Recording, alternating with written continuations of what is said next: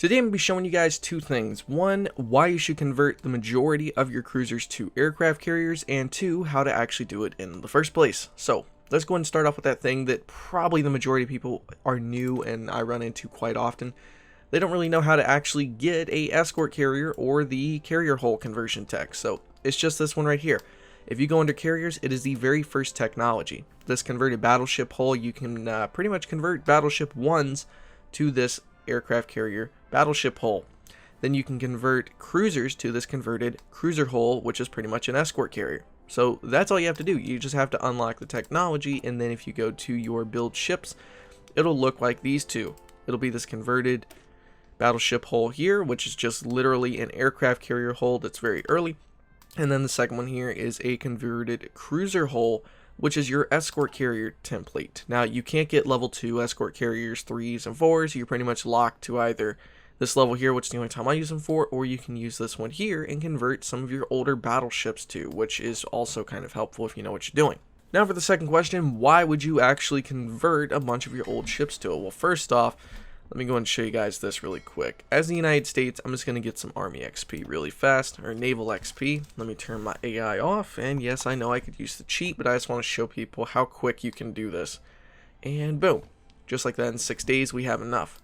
All you need to do for your escort carriers is add a single deck space. That's literally it. Oops, I need to train for a couple more days. It's actually 5. Now I've got enough. Now, you're probably wondering, like I said, why would you do this? It's actually a really good idea because these are about half the cost, well, a little bit more than half of the cost of a major aircraft carrier. But you're going to convert all of your older cruiser ships or hulls over to this escort carrier. Just like this. Find all of your cruiser ones or light cruiser ones and select them, and then just simply refit, click the carrier, boom. Now they're all in the dockyard waiting to be upgraded as soon as we unpause. There you go. Now, let me go and answer this like I've said 3 times. Why would you do this? Actually, there are a huge amount of reasons. First off, in Hearts of Iron 4, it doesn't exactly work in naval combat in terms of having more of something. It's more based on the quality and the amount of the technology that's in the fight. So, for example, our converted cruiser hull here, even though they don't have a secondary battery, a light AA, an extra deck space or anything, that's to keep the cost low so we can convert the majority of our old ships over very quickly.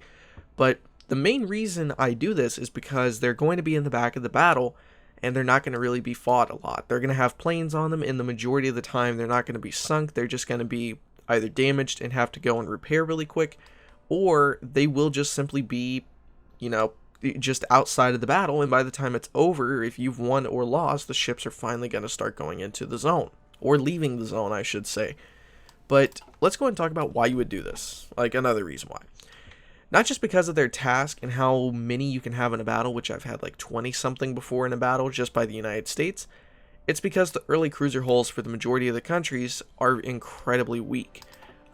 This right here, the early cruiser hull, or I'm sorry, the Olga class, this is what the AI produces the majority of the time in the game. As you can see, it's got a single depth charge, a single level 1 battery, a single AA, fire control system. It's really not that much better than the basic model of the ship. All it does is have a single level 1 battery and a single AA gun. The majority of the time, it's going to be much better to either just simply upgrade this one and use like 40 army experience to get to the point where it's worth upgrading, or the second option, which I prefer doing with older ships and navies, this goes for Germany, UK, and stuff like that, is to get the XP and make a cruiser hull, because this way you can do the few things. If you go down, for example, naval doctrine, your carriers can get huge bonuses for submarine detection, especially if you play multiplayer. These 2 techs alone boost it up by 50%, which means later if you add radar, you are going to have radar tech plus 50% detection. Also, they do count as capital ships past that point because they're aircraft carriers. As you can see here, this also gives bonuses to carrier organization, sortie efficiency bonuses, carrier org, capital ship armor, carrier org. You can get a ton of bonuses through this tree on the right side for base strike, and fleet in being for this side in the middle for detecting submarines with the aircraft carriers. So aside from getting rid of a bunch of old ships that are pretty much almost worthless in Hearts of Iron 4 in my opinion, especially these level 1 ships, You get aircraft carriers, which you can stack in battle. There is a 20% penalty assigned to any carriers going past 4%, but if your aircraft carriers are bringing, say, 100 planes each into battle and there's only a 20% penalty, well, if you have 8 aircraft carriers, that's 800 planes. That means 800 minus 20% should be 640. Yeah, 640. So that pretty much means that even though you'll have twice as many carriers in a battle that the game wants you to have, even with a penalty, you'll still have 640 planes in battle. Now, we're not going to be able to do that though because they're escort carriers, so it's only 20% of those planes, which means for every escort carrier you send into battle past the 4, you only lose 4 planes out of the 20 planes you get on the deck space. I believe it's 20. I just want to make sure. Yeah, deck space 20. So it is really worth it if you're really knowledgeable about this stuff. It helps tremendously to just convert all of your older light cruiser 1s, usually, over to these escort carrier hulls so you can get tons more aircraft into battle.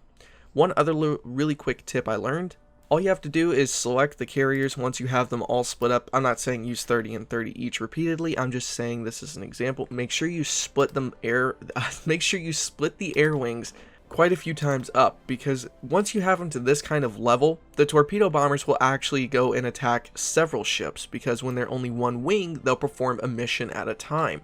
So if you split these things up into several groups on your carriers, I would say at least 3 to 5 planes, somewhere in that ballpark, you're then able to have these torpedo bombers attack several different ships in the battle at a time. Anyway guys, that is pretty much all I have for you guys today. Hopefully you enjoyed it, and go down below and tell me if you guys will probably do this strategy and how it would work for you. But remember, do not, I repeat, do not swap any of your heavy cruisers over, because even though they are heavy cruiser 1s and they will probably more than likely die early on in battle, they still will take a lot of firepower. They do have 8 armor usually. They do have the ability to take a good punch in battles, and the heavy cruiser versions in this game that you start out with are usually a lot better compared to the light cruiser 1s, like trying to, well, spawning with this. Anyway, hopefully you guys enjoyed it, guys. Thank you so much for watching. I'll see you guys next time. Stay awesome.